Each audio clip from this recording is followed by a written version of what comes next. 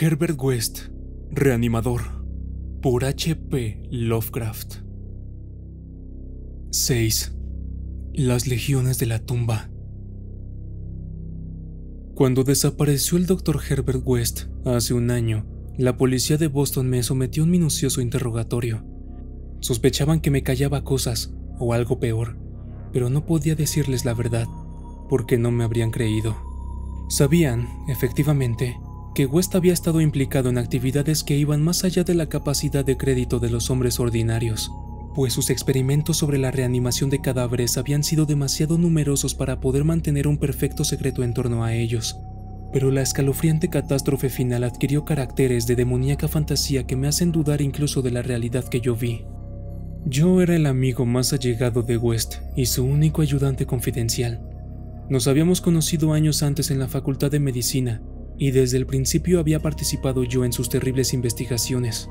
Había intentado perfeccionar lentamente una solución que, inyectada en las venas de un recién fallecido, podía devolverle la vida. Este trabajo requería de abundancia de cadáveres frescos y conformaba, consiguientemente, las actividades más espantosas.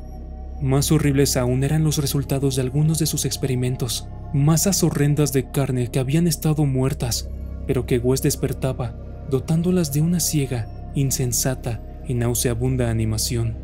Estos eran los resultados usuales, ya que para que volviera a despertar la mente era necesario que los ejemplares fuesen absolutamente frescos y que las delicadas células cerebrales no hubiesen sufrido la más mínima descomposición.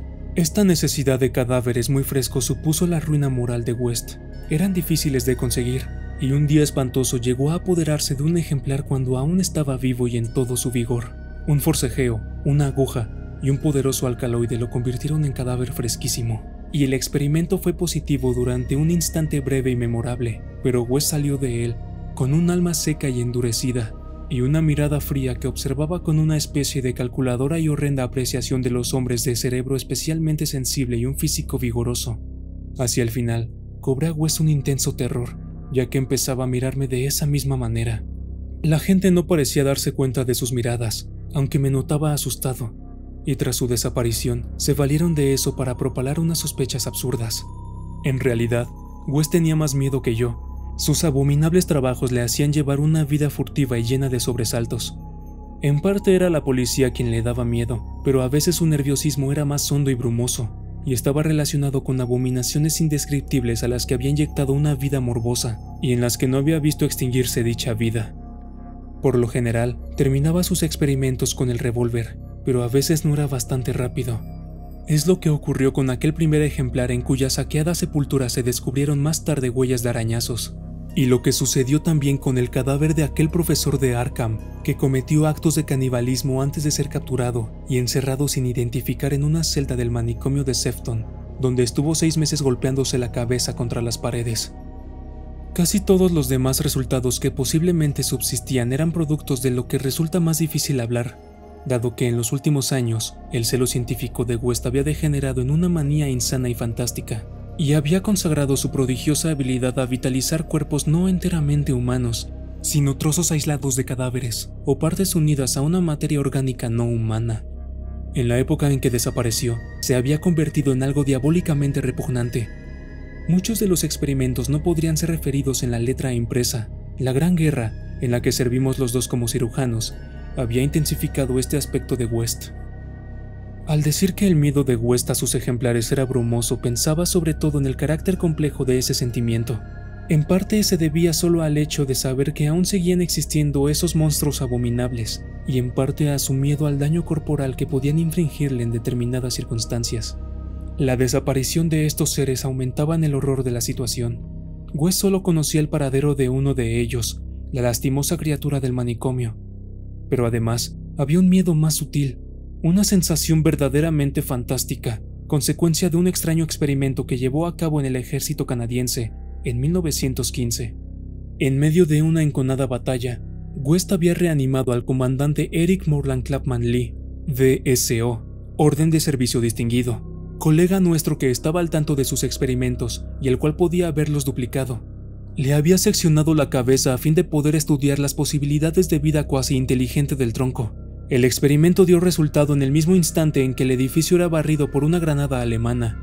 El tronco se movió de forma inteligente y, por increíble que parezca, tuvimos la seguridad de que brotaron sonidos articulados de la cabeza seccionada que estaba en el fondo oscuro del laboratorio. En cierto modo, la granada fue misericordiosa, pero West jamás estuvo seguro, como habría sido su deseo, de que fuéramos él y yo los únicos supervivientes.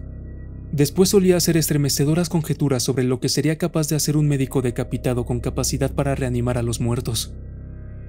La última residencia de West fue una venerable casa, muy elegante, que dominaba uno de los más antiguos cementerios de Boston.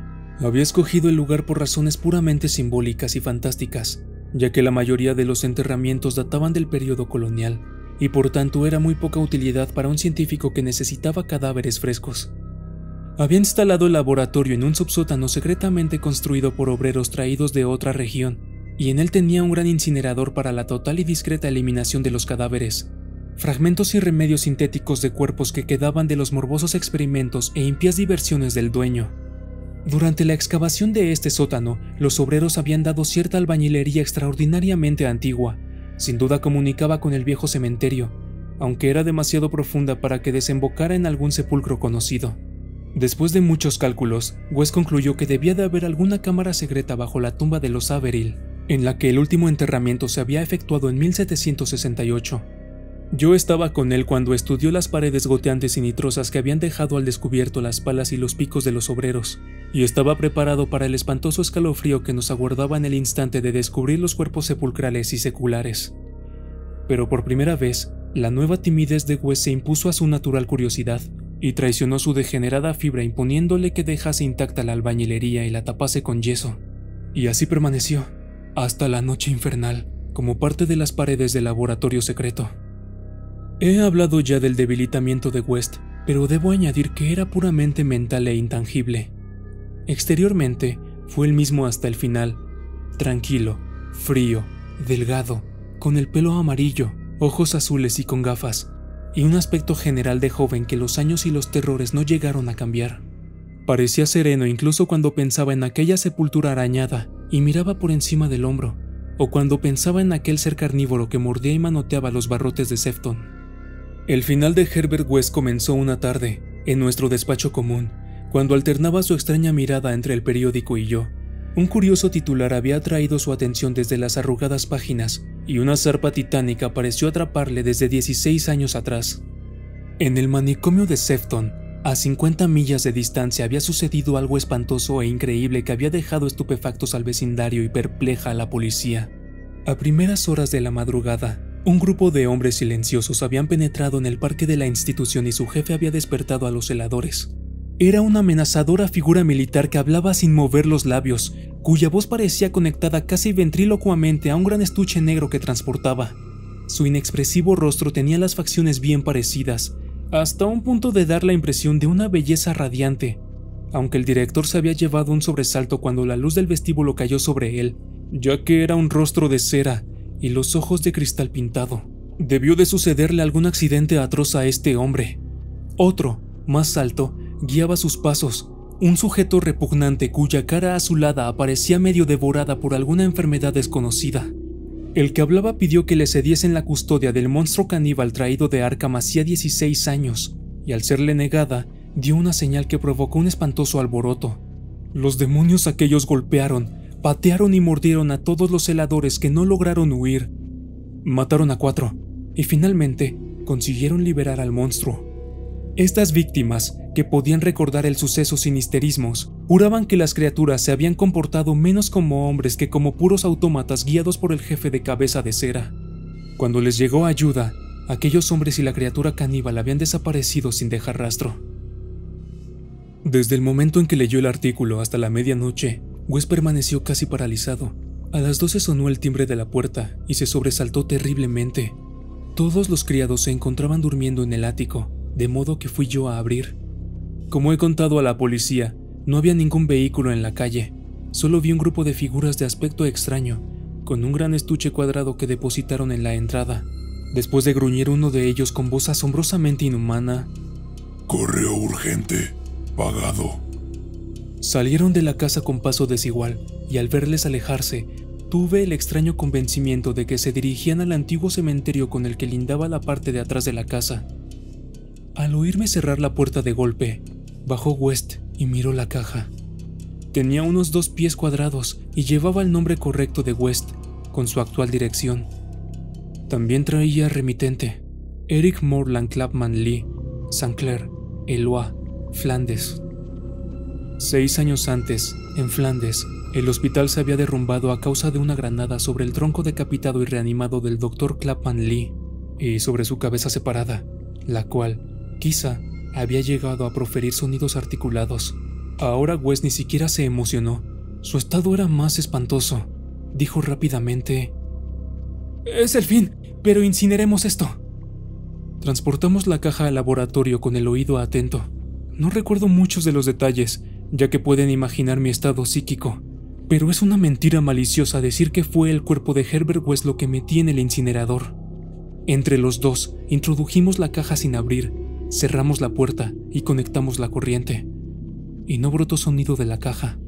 Fue West quien observó primero que se caía el yeso de una parte de la pared, donde había sido cubierta la antigua albañilería de la tumba.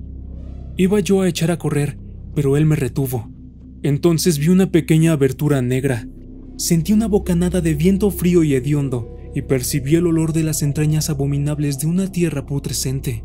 No oímos ningún ruido, pero en ese preciso instante se apagaron las luces, y vi recortarse contra una cierta fosforescencia del mundo inferior una horda de seres silenciosos que avanzaban penosamente, producto de la locura, o de algo peor.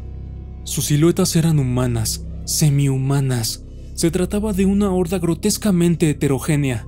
Retiraban las piedras en silencio, una a una, del muro secular. Luego, cuando la brecha fue bastante ancha, entraron al laboratorio en fila de 1 a 1, guiados por el ser de paso solemne y cabeza de cera. Una especie de monstruosidad con ojos desorbitados que marchaba detrás del jefe agarró a Herbert West. West no se resistió, ni profirió grito alguno. Luego se abalanzaron todos sobre él y lo despedazaron ante mis ojos, llevándose sus trozos a la cripta subterránea de fabulosas abominaciones. El jefe de cabeza de cera, que iba vestido con uniforme de oficial canadiense, se llevó la cabeza de West. Al desaparecer, vi que sus ojos azules, detrás de las gafas, centelleaban espantosamente, revelando por primera vez una frenética y visible emoción. Los criados me encontraron inconsciente por la mañana. West había desaparecido. El incinerador contenía solo ceniza e inidentificable. Los detectives me habían interrogado. Pero, ¿qué puedo decir? No relacionarán a West con la tragedia de Sefton, ni con eso, ni con los hombres de la caja, cuya existencia niegan. Les he hablado de la cripta, pero ellos me han enseñado el yeso intacto de la pared, y se han reído. Así que no les he contado nada más. Quieren dar a entender que estoy loco, o que soy un asesino. Probablemente es que estoy loco, pero podría no ser así, si esas condenadas legiones de las tumbas no estuviesen tan calladas.